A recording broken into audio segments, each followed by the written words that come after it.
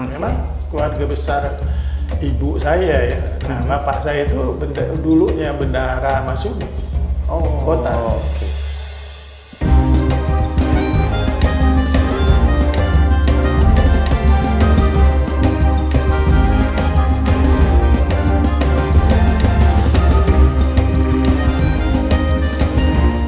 Mungkin darah politisi itu turun ke saya itu dari sekian banyak Keluarga. saudara itu tidak ada yang tertarik, hanya saya aja. Artinya setelah lepas status PNS masuk ke politik itu Ya. dorongannya begitu kuat kira-kira Ya. begitu Pak. Oke. Di DPRD berarti 2 periode Pak ya? Dua periode. Lalu itu kan 2 tahun ya, kemudian lanjut. Lanjut lagi. Lalu kemudian menuju kursi wakil wali kota itu bagaimana Pak ceritanya? Nah, teman-teman dari fraksi TNI Polri waktu itu ya, minta saya mencalonkan diri sebagai wali kota. Oke. Karena Pak Buhari almarhum ya, wali kota waktu itu sudah punya wakil. Oke. Nah, sudah punya wakil, lalu fraksi reformasi dengan fraksi pembaruan bangsa. Di situ reformasi itu ada PKB, ada partai apalagi ada 4 PDI. Lama ya, itu. Kemudian kalau fraksi reformasi itu ada PAN, ada PBR, ada apa lagi itu ya. Ya. Nah, kemudian minta saya jadi wali kota. Karena Pak Buhari sudah punya wakil. Nah, akhirnya kan pemilihan di DPRD. Ya, nah, kalau yang di DPRD mencalonkan saya, kira-kira gimana tuh? Kan? Nah, lagi karena mereka punya kewenangan penuh. Hitungan waktu itu saya sudah 18 kursi. Nah, 18. Kemudian Pak Buhari waktu itu kan didukung oleh PDIP 10 kursi. Nah, saya punya 18. Malah lebih besar ya. Nah, tinggal kalau saya ambil aja dari orang PDI-nya 3 ya, itu sudah selesai, saya sudah menang. Karena kan 40 kursi. Udah separohnya itu. Udah separohnya, menang lah. Nah, akhirnya ya Pak Buhari ngubah haluan. Kita hari terakhir itu ditemui oleh beberapa fraksi beliau. Apakah masih mau dengan yang sudah pilihan dia atau beralih ke menjadikan saya sebagai wakil. Nah, hanya berubah pikiran. Nah, tidak jadi dengan yang udah pilihan dia, pilih saya kan. Maka kita waktu itu dapat 26 suara tidak salah. Pada saat tapi kenapa waktu itu memutuskan tidak mau jadi wali kota sekalian, nggak usah wakil? Karena yang menyukseskan Pak Buhari itu jadi wali kota, saya atas perintah almarhum Pak Faisal. P3 waktu itu cuma 10. Cuma 10, Golkar 21. Sebenarnya kalau Golkar kompak, calon Golkar yang jadi. Tapi karena mungkin ada blok-blok gitu ya. Saya ambil kesempatan. Yang tahu sampai hari ini tuh ya cuma saya aja. Akhirnya saya harus sukseskan Pak Buhari waktu itu. Beliau mendapat 21, Pak Urey Rukyat 5, Pak Insinyur 15. Jadi Pak Buhari lah jadi wali kota. Padahal nggak diunggulkan. Tapi Pak Faisal perintah saya, kau sebagai ketua fraksi harus menangkan itu. Dia manggil almarhum Pak Buhari itu Sibong dia bilang. Tugas kau. Waktu itu Pak Miji posisi di DPRD itu sebagai ketua fraksi. Artinya punya kewenangan juga ya. Wakil wali kota berarti 2 periode. 1 periode. 1 periode. Karena periode kedua Pak Buhari. Sebelumnya kan Pak Salman Jiban. Nah, setelah itu naik ke level wali kota. Itu setelah Pak Buhari sudah ada berarti Pak ya? Mungkin ada filenya masih. Saya katakan saya mau jadi wali kota itu asal pemilihan langsung. Ternyata terkabul gitu. Hanya keputusan di pusat waktu itu pemilihan langsung. Ada 7 pasang waktu itu. 7 pasang, saya mendapat 34%. Kenapa Bapak yakin kalau pemilihan langsung itu misalnya, padahal kan di Dewan juga cukup kuat tadi fraksi-fraksi sebenarnya? Enggak, kita lebih puas lah masyarakat yang pilih kita gitu. Ya. Oke. Ini pun kalau misalnya yang milih DPR saya nggak calon. Saya maunya pemilihan langsung. Itu lebih legitimate. Artinya periode pertama Bapak di wali kota itu pemilihan langsung dapat 34% tadi Pak ya. Memang survei yang dilakukan oleh itu saya paling kurang dapat 32, paling tinggi 34. Alhamdulillah dapat 34,42 kalau nggak salah saya. Wakilnya waktu itu? Wakil saya waktu itu Pak Paryadi. Paryadi. Oke. Nah, Paryadi waktu itu, itu sampai saya suruh nikah dulu. Saya ingat kan nikah 24 Agustus. Saya suruh nikah dulu. Saya bilang ini masih berjalan. Oke. Lalu setelah periode pertama berjalan, nah itu kan luar biasa juga tantangannya karena Pontianak waktu itu kalau informasi yang kami kumpulkan bahwa itu lebih maju. Itu tantangannya memang waktu itu seperti apa Pak untuk membangun kota Pontianak? Periode pertama. Ya, pertama pada pembiayaan. Sehingga kita harus menggali sumber pendapatan asli daerah. Nah, yang pertama itu saya ubah waktu itu Ahmad Yani. Ahmad Yani itu kan awalnya hanya daerah perkantoran. Sepanjang Ahmad Yani berarti? Iya, perkantoran. Akhirnya waktu mall itu kan kita rintis dari waktu saya anggota dewan. Rintis semuanya dan alhamdulillah daerah-daerah bisnis kita buka. Jangankan tertumpu pada Tanjung Pura aja. Tanjung Pura itu mati, saya bilang nggak bisa karena lahan parkirnya nggak ada. Kan Uko nggak ada lahan parkir. Tanjung Pura itu harus pindah Ayani ya kita ini ya. Kemudian hidup lainnya, akhirnya PAD waktu itu meningkat. Awal saya jadi wali kota itu hanya 65 miliar PAD Pontianak itu. Saya tinggal sebagai gubernur itu kalau nggak salah lebih 500 miliar. Ya. Berlipat-lipat itu. Ada kenaikan 8 kali lipat. Itu gebrakan yang awal periode pertama. Tapi reaksi masyarakat ketika itu? Ya, infrastruktur ya, karena saya setiap Sabtu Minggu itu jalan dari gang ke gang ya. Mereka mau bangun, gang kan rusak-rusak semua itu. Ada 3.000-an lebih itu gang di Pontianak itu kalau nggak salah saya, dan sebagai hampir semua rusak. Nah saya bilang mau nggak kita ya kerjakan bersama. Pemda siapkan semen, berapapun perlu, masyarakat siapkan pasir dengan batu dengan kerjanya. Pernah saya lombakan ada 100 gang sekali, hanya 2,5 miliar. Bantuan semen kita bisa bangun 100 gang. 100 gang itu saya lombakan, yang paling rapi langsung kita aspal. Nah, akhirnya apa? Cuma itu saya hanya ini aja supaya mereka ngerjakannya rapi, jangan sembarangan gitu kan. Jangan mentang-mentang dibantu, Pak. Akhirnya ada gang yang sebenarnya sewa tukang. Mereka urunan. Nah, akhirnya ya hampir tuntas itu gang. Masyarakatnya juga senang waktu itu? Senang. Nah, mereka kerja malam-malam, kadang saya bawa goreng pisang 100, ya, ambil ngobrol sebentar saya itu. Nah, itu kalau saya lihat itu ini untuk pendekatan politik lah ya. Nah, sehingga periode kedua, saya tidak boleh dibilang tidak ada kampanye. Nggak ada kampanye.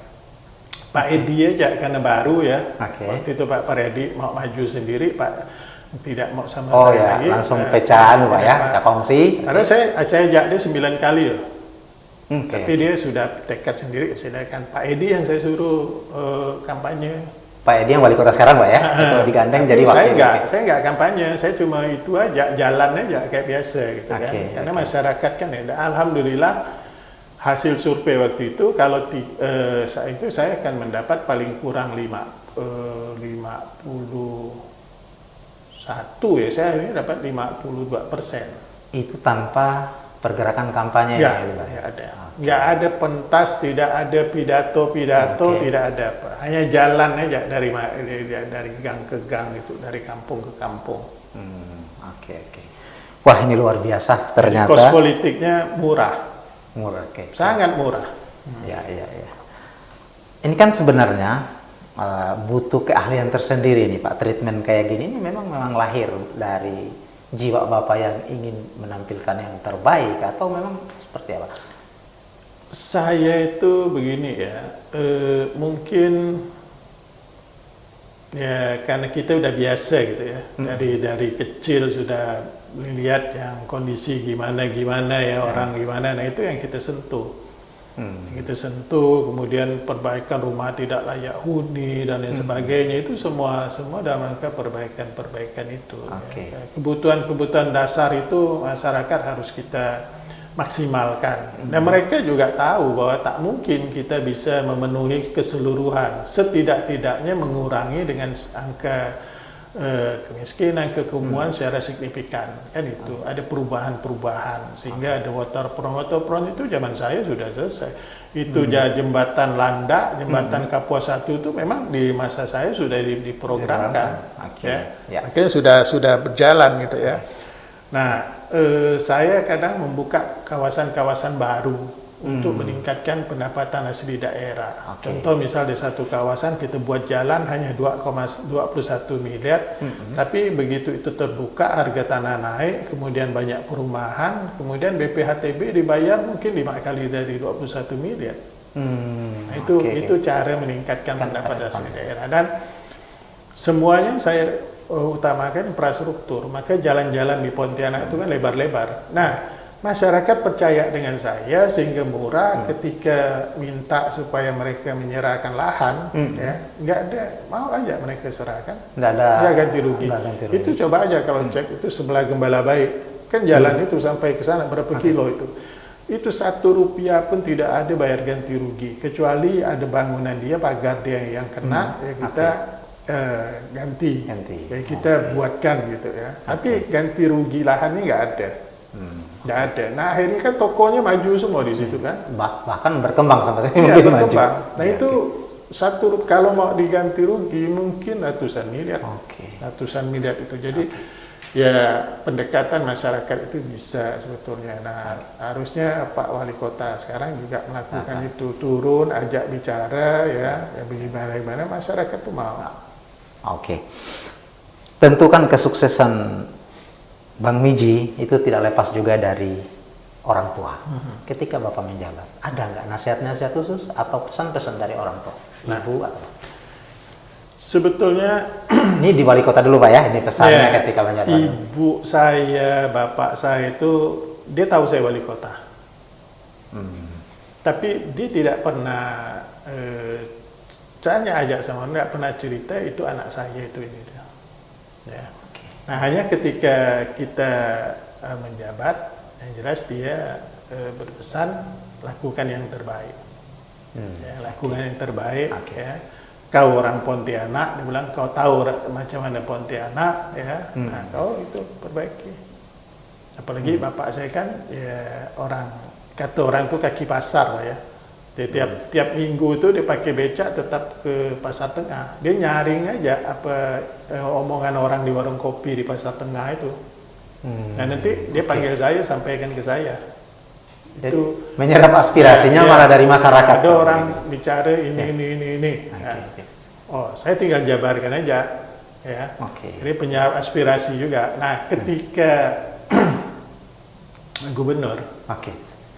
Jadi bapak saya itu sakit di rumah sakit Mitra Medika. Sakitnya sudah parah. Umurnya waktu itu 89. Dia sebelum masuk di ruang ICU itu bilang begini, kau maju gubernur, insya Allah kau menang. Padahal saya waktu itu belum berpikir mau maju. Belum ada niat. Belum ada niat. Masih waktu itu saya masih wali kota, masih cukup. Masih ada 1-2 tahun gitu. Tapi beliau bilang, ya kau maju gubernur, insya Allah kau menang. Itu dia bilang. Nah, akhirnya saya harus maju.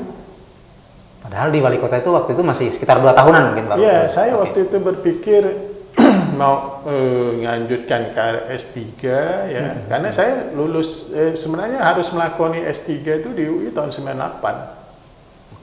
Promotor saya waktu itu dekannya Pak itu ya siapa itu, lupa saya, satu angkatan saya. Dia dia udah guru besar. Lanjut S3 maksudnya. Bahkan saya dianjurkan guru besar saya itu untuk ambil pendalaman Islam di Chicago. atau di Miguel Kanada. Oke. Tapi ya saya nggak lakoni ya, karena saya bilang udah saya di P3 aja, saya bilang nggak usah S3. Oke. Nah itu Ya. itulah yang mendorong saya untuk maju sebagai gubernur itu bapak saya. Itu kenapa ada keinginan itu, atau mungkin melihat di wali kota atau seperti apa kira-kira? Kalau boleh, Bapak menduga-duga ini orang tua mendorong ke gubernur ini. Artinya begini, bapak saya itu mengikuti. Nah, mengikuti karena dia kan baca koran. Ya. Jadi dia mengikuti pemberitaan, mengikuti gerak langkah kita ya. Oke. Akhirnya dia itu. Kemudian banyak lagi juga yang mendorong saya untuk maju ya, untuk maju. Nah, sehingga saya atur strategi aja. Oke. Karena yang mau dihadapi ini kan dedengkotnya politisi Kalbar kan, Ya, Pak Bu Karol dengan Pak Cornelis waktu itu ya. Ya. Beliau saya akui sebagai politisi hebat ya. Oke. Artinya waktu itu setelah pesan ayah ini, Bapak ini harus maju, Bapak lakoni. Oh ya. Maju, apa yang Bapak persiapan ketika itu? Nah, ini kan satu adalah paling tidak punya modal besar, karena ini kita bicara Kalimantan. Ya. Lalu waktu itu ya, ini saya cerita mungkin orang nggak percaya. Ya. Saya selalu diomeli kawan-kawan, katanya saya waktu setelah bapak saya itu saya siap, saya bilang saya maju. Ini amanah.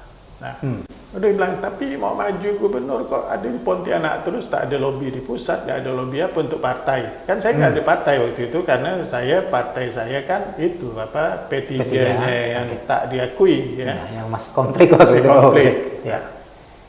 Saya bilang ya saya diam aja. Ya, tapi kita sebetulnya sudah waktu wali kota itu saya sudah ada hubungan dengan ketua-ketua partai datang kan pasti saya ada di situ. Ya. Nah, akhirnya satu hari sudah matang. Oke. Hari Senin itu saya datangi. Pagi saya boleh saya sebut partainya. Oke. Pagi saya jam 7:30 ketemu Pak Sohibul Iman, PKS. PKS ya. Oke. Kemudian ngomong waktu itu dengan Pak Rijoni. Pak Rijoni itu saksinya. Ngomong hanya berapa menit aja, Pak Sohibul bilang, sudah kan saya sudah bilang, PKS dukung Pak Wali Kota, dia bilang. Langsung persetujuan gitu. Kota, dia bilang, untuk gubernur. Sudah, dia bilang kan, udah dapat dua suara kan. Oke. Jam kurang lebih jam 9, saya sampai ke jam 9 lewat 9:30 gitu, sampai di kantor Nasdem, Pak Sarip.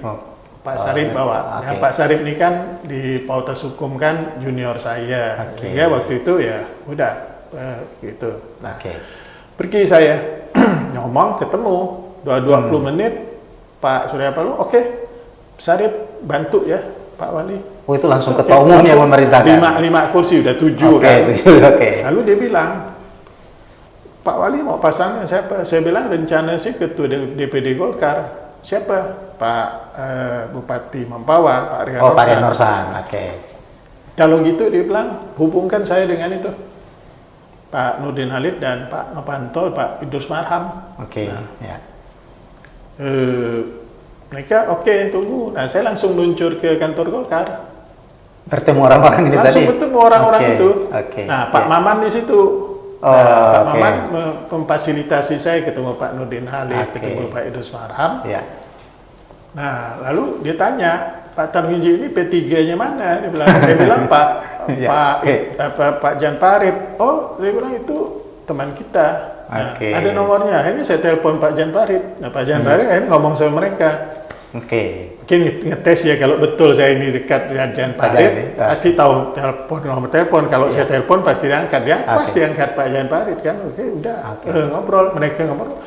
Pak Jan Farid tanya, lu puasa nggak? Puasa, itu Senin ya, puasa Senin Kamis. Pak Idrus Marham puasa Senin, Pak Nurdin Halid puasa juga. Kalau gitu, kalian lu buka di rumah saya aja, dia bilang kan. Nah ini buka di sana. Nah di sana mereka berunding, malam Pak Jan Farid bilang itu wakilnya Pak Norsan cerita. Nah, Golkar langsung setuju waktu itu Pak ya? Sana pusat sini Pak Norsan belum tahu. Nah, tingkat nasional sudah, lokal belum. Maghrib saya sampai sholat di masjid SDM, mau ke rumah Pak Jul, Pan, ya, Pak Jul. Lalu nunggu Pak Jul semua sholat makan malam, ya, beliau di meja makan itu ngajak saya makan, saya bilang mohon maaf Pak, saya sudah makan. Saya sudah makan, akhirnya ya ngomong beliau oke sebenarnya dukung saya, Pan oke, cuma beliau minta wakil, saya bilang wakil sudah ada. Karena tadi dari Golkar ya. Nah jam 10:30 malam saya ketemu PKB Pak Mohaimin, dibawa Pak Mul, Pak Mul ya, udah ketemu.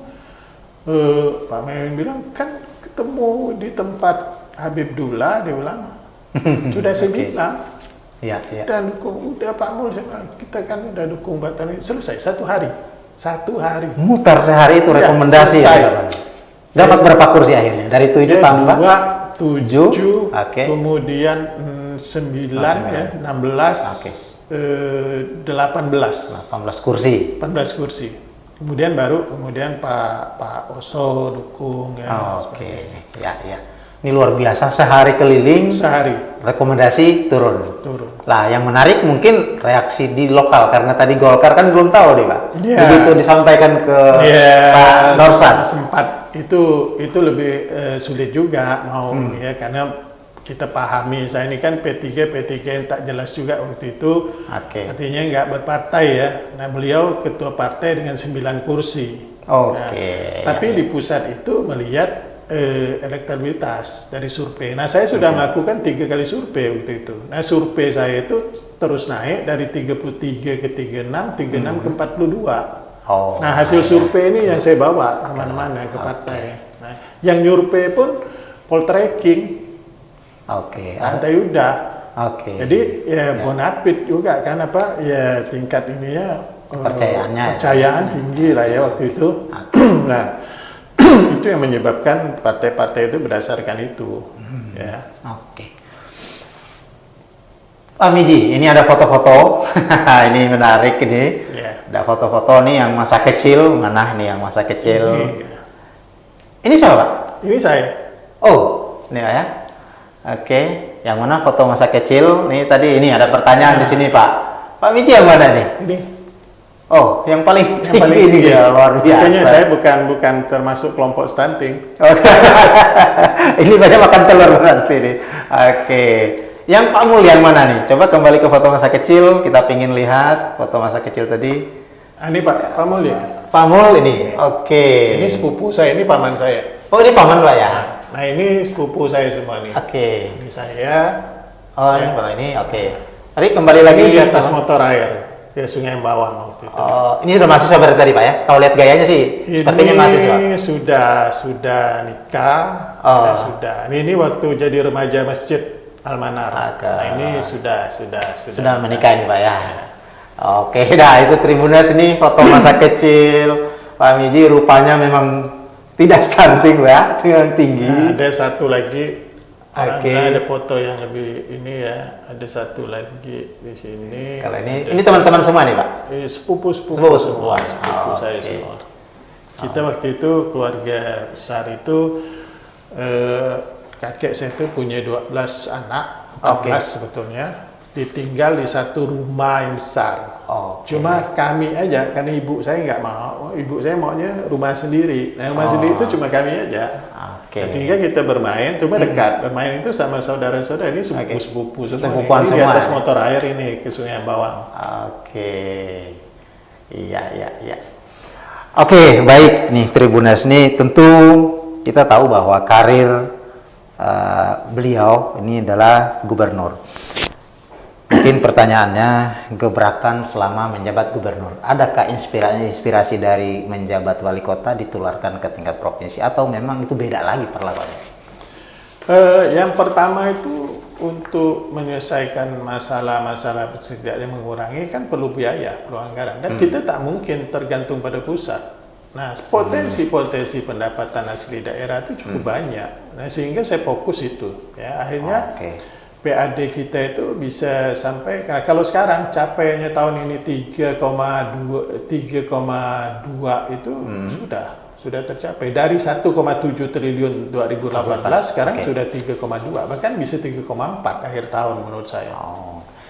Kalau melihat polanya ini kan ketika Bapak jadi wali kota, PAD juga jadi tumpuan utama. Itu naik jadi gubernur juga PAD. Memang seperti itu memang. Ya, karena akhirnya sekarang Kalbar itu termasuk 20 daerah di Indonesia yang fiskalnya kuat.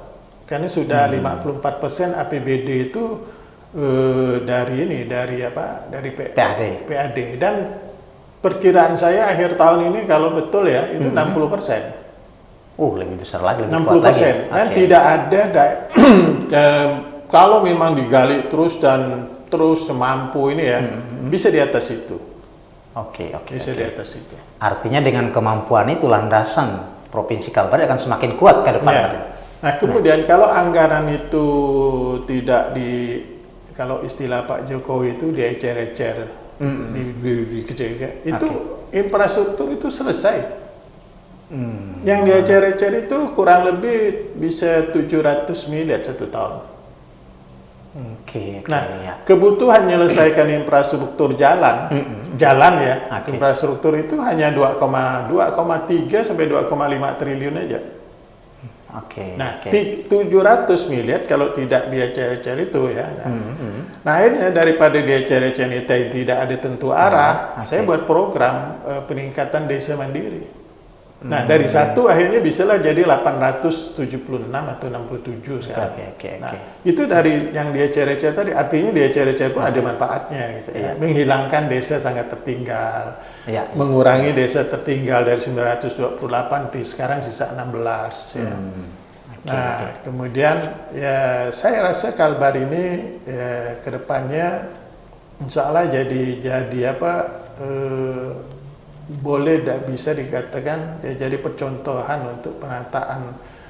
Wilayah kita luas loh. Betul. Dengan anggaran yang hanya ya nggak sampai 7 triliun waktu itu kita mampu berbuat. Tapi semuanya harus berbasis data supaya efisien. Nah, sehingga data-data waktu itu ya saya jalan ini berapa persen sih yang sudah mantap? Ternyata 40%, 49 ya. Nah, ini perlu berapa dana sih? Nah, kan itu. Ini begini kita buat perencanaan. Akhirnya ya saya cuma bisa menambah 25 tahun itu 29%. 29% sampai 30% lah. Ya. Itu satu capaian luar biasa sebetulnya. Nah, sehingga ketika Presiden menggulirkan Perpres jalan, Impres jalan ya. Nah, Kalbar itu dianggap kuat, mampu, mandiri itu Pak mandiri, sehingga tidak begitu besar mendapatkan itu alokasi dari nggak begitu besar, hanya beberapa ruas saja dan tidak juga sampai kalau itu 30 triliun nggak sampai juga setengah triliun, mungkin hanya 200 miliar aja.